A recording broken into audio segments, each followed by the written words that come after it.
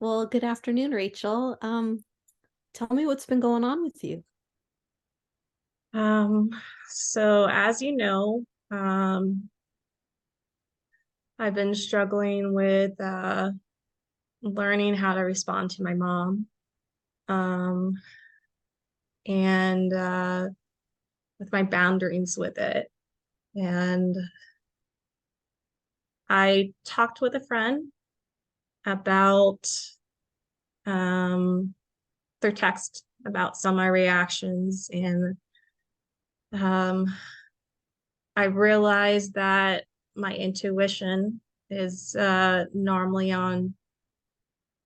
correct. It's I know the difference between my intuition and my more fearful responses. And right now I have felt that maybe it's not the best time for me to be interacting with my mom.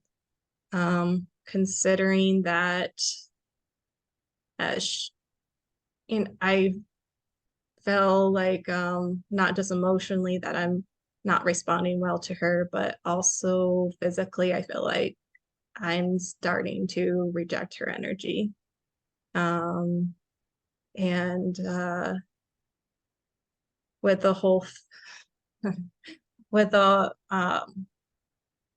I don't feel like I don't feel like it's healthy for me. And I don't see myself needing to put myself through crying for another 3 days after just seeing her momentarily. Um, so I've decided that maybe for at least the time being, I need to understand that maybe it's not the right time to be around her, even with upcoming Thanksgiving, even though I would love to be around my brothers and my parents, my dad, um, maybe it's not the right time now.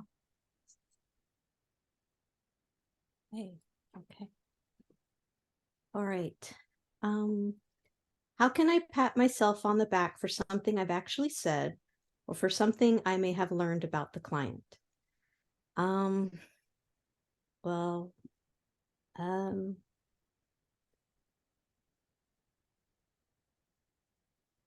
I learned that my client is uh having a very difficult time with her relationship with her mother, and so much so that she's not sh- she's considering missing out on being with her family, her siblings, just to avoid the negative consequences of dealing with her mom. Okay, so number two, what has the client expressed verbally about emotions? She said, I feel concerned.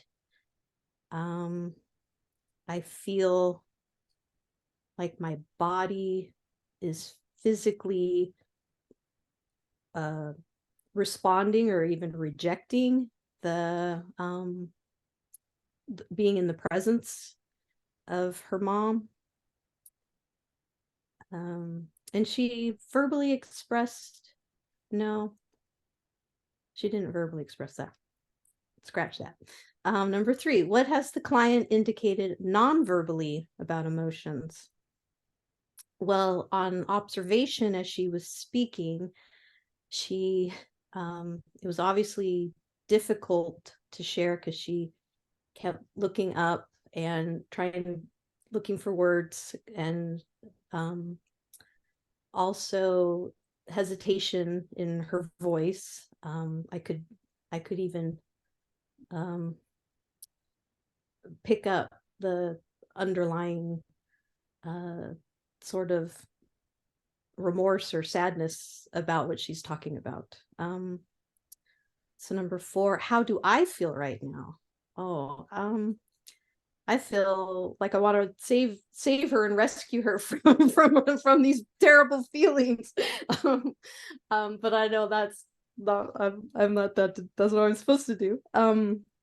But yeah, I feel empathy and um understanding of that struggle, and I might even be over identified because of my own issues with my my own relationship with my mother. So I got all that. Number 5. How would I feel if I had experienced the same situation that the client has described to me?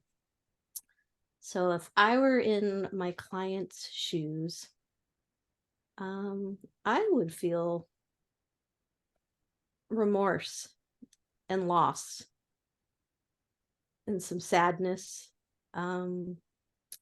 because I want to have I I want to have I have an idealized relationship that I would like to have with my mom and with my family, and it's not what I desire, and so there's kind of a grief and loss because of that. That's how I would feel if I were her. How can I combine the emotions that I have identified in the above questions with the content that I heard as I listened to the client in order to make a response that clarifies what I understood? And then I will say the response once to myself before I speak it aloud. Okay. I would say you feel sad and concerned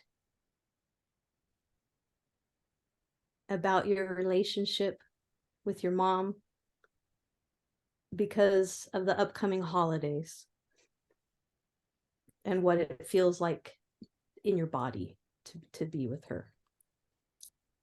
You feel sad and remorse.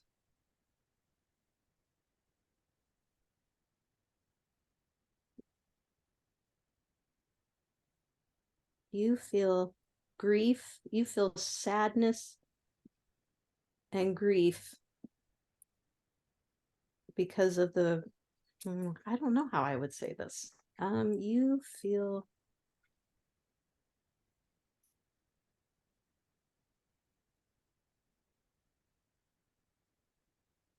I guess you feel sad because of the upcoming holidays and the difficult relationship you have with your mom. I guess I'll just say it that way.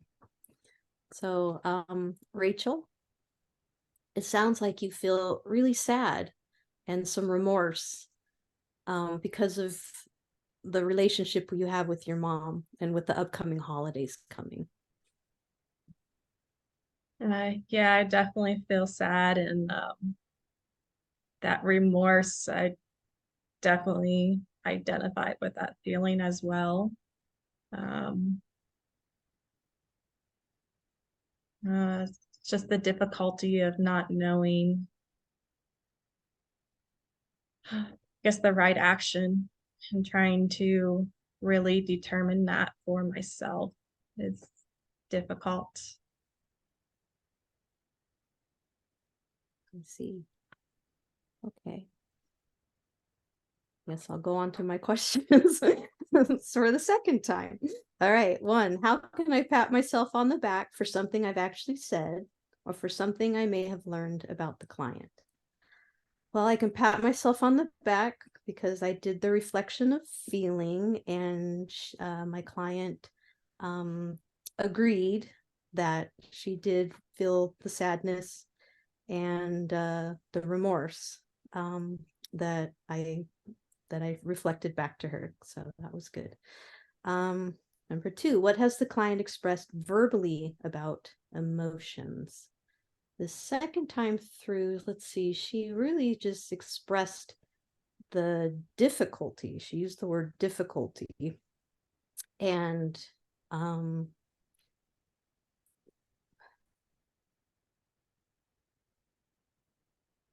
it's difficulty with the decision process specifically. It's what she was talking about. But is that an emotion? So okay, I'm gonna go to the next one. Client indicated non-verbally about emotions. She's expressing in that difficulty feeling torn. I would say the underlying emotion, the nonverbal emotion, is feeling torn because she's expressing the difficulty in making the decision of what to do. So number 4, how do I feel right now?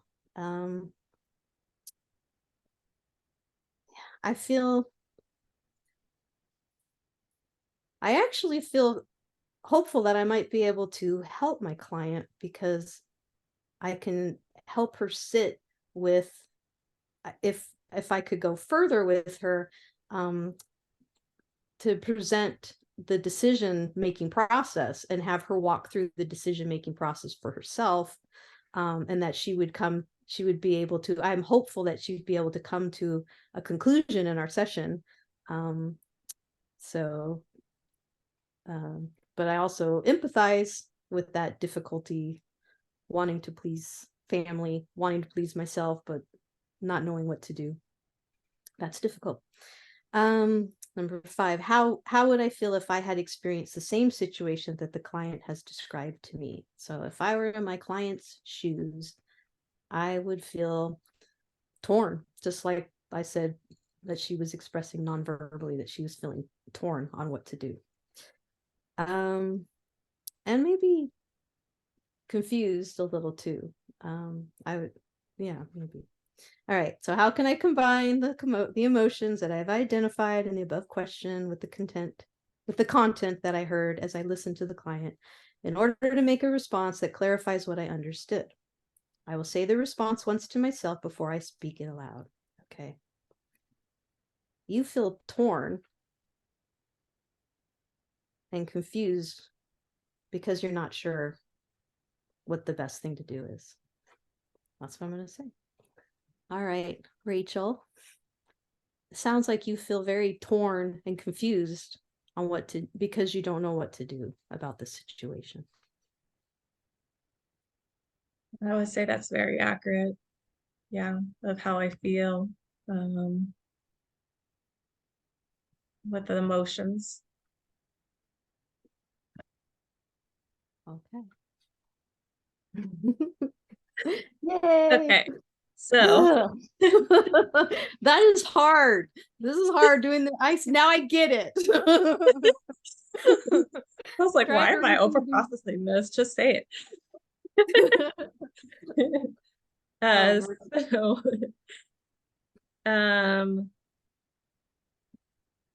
I think you got to the responses that helped me feel understood. So the first time around, I felt like you really, actually both times around, I think that you identified emotion that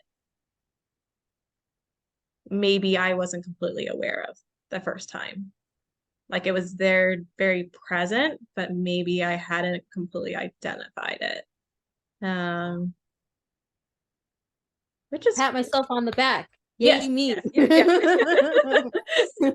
uh, and the also positive impact that you had, even though I was very in my head the first time around, I could still feel your presence, that you were very present. So even without looking at you, I could feel like you were being attentive towards me without even looking in your direction.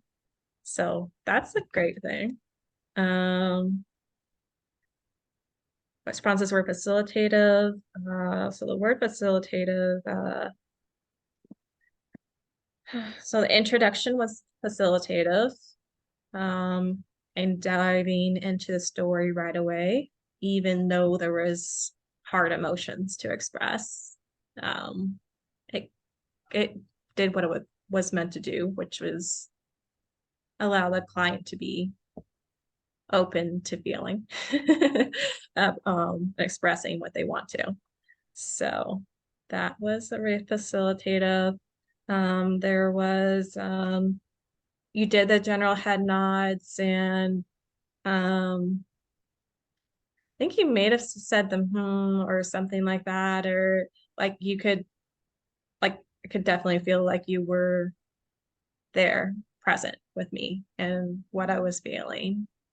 Um, one or two areas of growth from the session. So um, I don't think there was any responses that were not accurate to what I was experiencing. I think that some of your, when you were doing this, the questions, I think there was some responses that you may have given if you hadn't done the 6 questions that were not accurate. If you had just jumped the gun and been like, because you even said, okay, nope, not that one. Just kidding. Just scratch that. And then I think going through the 6 questions, you also were able to pinpoint the actual emotion a little bit more into detail than maybe you would have initially verbalized. Not facilitative.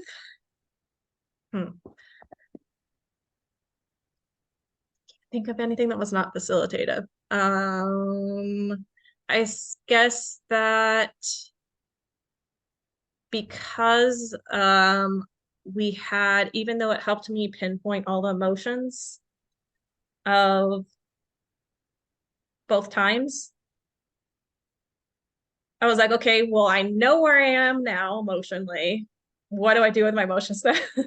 So I guess like it would be how do we continue this conversation now that I know what my emotions are? Like, what do I do with my emotions? Like I said, I'm hopeful and that I would be able to move forward to help you with the decision-making process so that you would come away, like, you know what I mean? Like, I'll think of the right response at that point. But even as for me, I was like, okay, what do I do with this? As a client, I was like, okay, what do I do with this information now? Okay, I know my emotions are this, which has a level of comfort and peace to be like, not as because you could sense the, even when you were doing the questions, you're like, I sense the confusion. So that took away the confusion, having the emotions just there. And you're like, okay, that makes sense. That's what it is. Okay, now where do we go from here? And that's it.